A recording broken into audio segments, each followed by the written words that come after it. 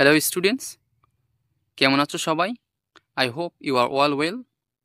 আজ আমরা শিখব টাইপস অফ সেন্টেন্স, অর্থাৎ বাক্যের প্রকারভেদ। সেন্টেন্স বা বাক্য কাকে বলে সেদিকে আমরা যাচ্ছি না, কারণ সে বিষয়ে অলরেডি ভিডিও বানানোই আছে। সো আজ আমরা শিখব টাইপস অফ সেন্টেন্স, তথা সেন্টেন্স কয় প্রকার এবং সেগুলো কী কী আর তার ব্যাখ্যাগুলো আজকের ভিডিওতে আমরা করব।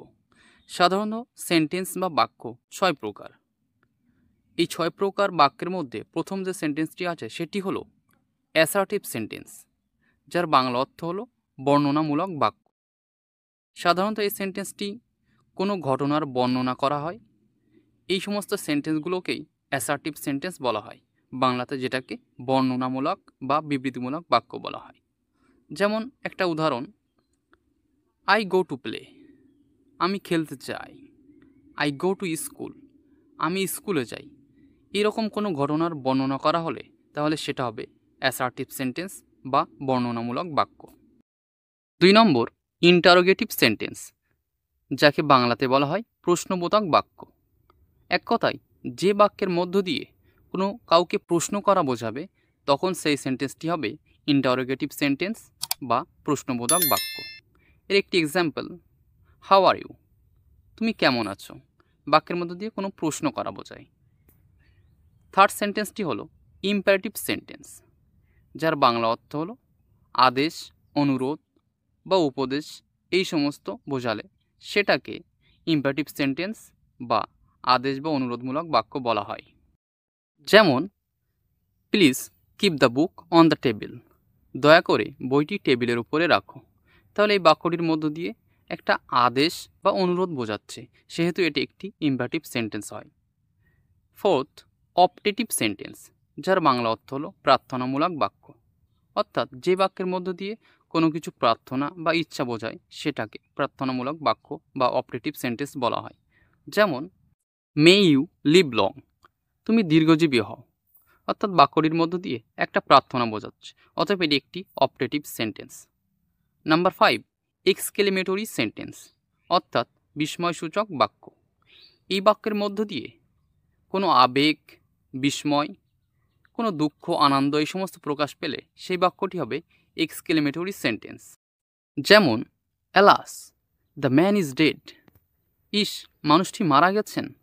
অর্থাৎ বাক্যের মধ্য দিয়ে একটা বিস্ময়, একটা দুঃখ বা একটা আবেগ প্রকাশ পাচ্ছে, অতএব এরকম সেন্টেন্সগুলি এক্সক্লেমেটরি সেন্টেন্স হয়।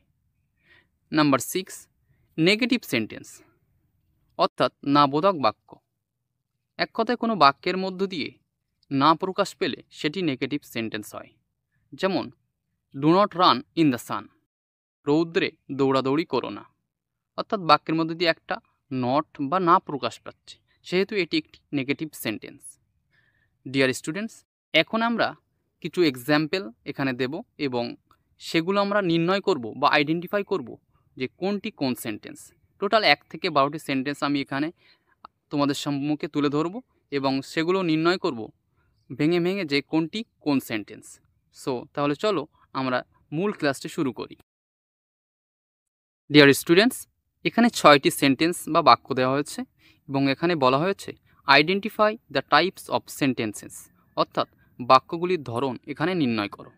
তো চলো আমরা ফার্স্ট সেন্টেন্সটা এখানে পড়ি। দেখো, sleep is a state of rest, এর অর্থ হলো ঘুম বিশ্রামের একটি অবস্থা। অর্থাৎ বাক্যটির মধ্য দিয়ে একটা বর্ণনা বা বিবৃতি প্রকাশ পাচ্ছে। অর্থাৎ আগে তোমরা জেনেছ কোনো ঘটনার বর্ণনা করা হলে বা বিবৃতি করা হলে সেটি হবে অ্যাসার্টিভ সেন্টেন্স। অর্থাৎ এখানে 1 নম্বর সেন্টেন্সটি হলো assertive sentence. Number 2, how is the weather today, আজ আবহাওয়াটি কেমন। সো তোমরা বুঝতেই পারছো এই বাক্যটির মধ্য দিয়ে একটা প্রশ্ন করা বোঝাচ্ছে। অর্থাৎ বাক্যের শেষেই অটোমেটিক্যালি এখানে একটি কোশ্চেন মার্ক আছে। অতএব এই সেন্টেন্সটি একটি ইন্টারোগেটিভ সেন্টেন্স, অর্থাৎ প্রশ্নবোধক বাক্য। Number 3, what a beautiful sight, বাক্যটির অর্থ হলো কি সুন্দর দৃশ্য। বাক্যের শেষে একটি এক্সক্লেমেটরি মার্ক আছে, অর্থাৎ একটি দাঁড়ির নিচে একটা ডট আছে, এটিকে এক্সক্লেমেটরি মার্ক বলা হয়। অর্থাৎ এই বাক্যটির মধ্য দিয়ে একটা আবেগ বা বিস্ময় প্রকাশ পাচ্ছে, অতএব এই বাক্যটি হলো এক্সক্লেমেটরি সেন্টেন্স। এই বাক্যটি চেনার আরও একটি সহজ উপায় হলো বাক্যের শেষে দাঁড়ির নিচে একটা ডট থাকবে, সেটা ধরেই আমরা বুঝতে পারবো যে এটি একটি exclamatory sentence. Number 4, the sea is calm tonight. আজ রাতের সমুদ্রটি খুবই শান্ত। সো বাক্যটির মধ্য দিয়ে একটা বর্ণনা প্রকাশ পাচ্ছে, অতএব এটি একটি assertive sentence. Number 5, may Allah save you. বাক্যটির অর্থ হলো আল্লাহ তোমার রক্ষা করুক। অর্থাৎ তোমরা বুঝতেই পারছো এই বাক্যটির মধ্য দিয়ে একটা প্রার্থনা বোঝাচ্ছে, অতএব প্রার্থনা বোঝালেই সেটি হয় optative sentence. Number 6, I wish I were a bird. আমার ইচ্ছা আমি যদি একটি পাখি হতাম। অর্থাৎ এ বাক্যের মধ্য দিয়ে একটা ইচ্ছা বা প্রার্থনা প্রকাশ পাচ্ছে, অতএব এটিও একটি optative sentence. Number 7, what do you do. অর্থাৎ তুমি কি করো। বাক্যের মধ্যে একটা প্রশ্নবোধক চিহ্ন আছে, অর্থাৎ এ থেকে আমরা বুঝতেই পারছি যে বাক্যটি একটি ইন্টারোগেটিভ সেন্টেন্স বা প্রশ্নবোধক বাক্য।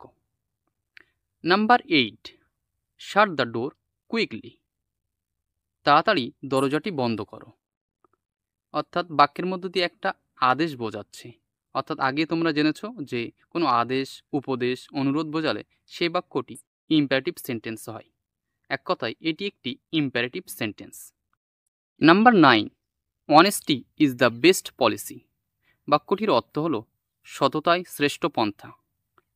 এই বাক্যটির মধ্য দিয়ে একটা সাধারণ বর্ণনা বা বিবৃতি প্রকাশ পাচ্ছে, অতএব এটি একটি assertive sentence. Number 10, hurray we won the match. বাক্যটির বাংলা অর্থ হলো কি আনন্দ, আমরা খেলাটি জিতে গেছি।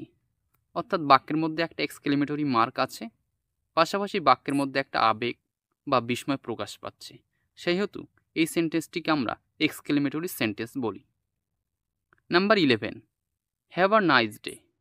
বাক্যটির বাংলা অর্থ হলো তোমার দিনটি শুভ হোক। অর্থাৎ এই বাক্যের মধ্য দিয়ে একটা প্রার্থনা প্রকাশ পাচ্ছে, সেহেতু বাক্যটিকে আমরা অপটেটিভ সেন্টেন্স বলি।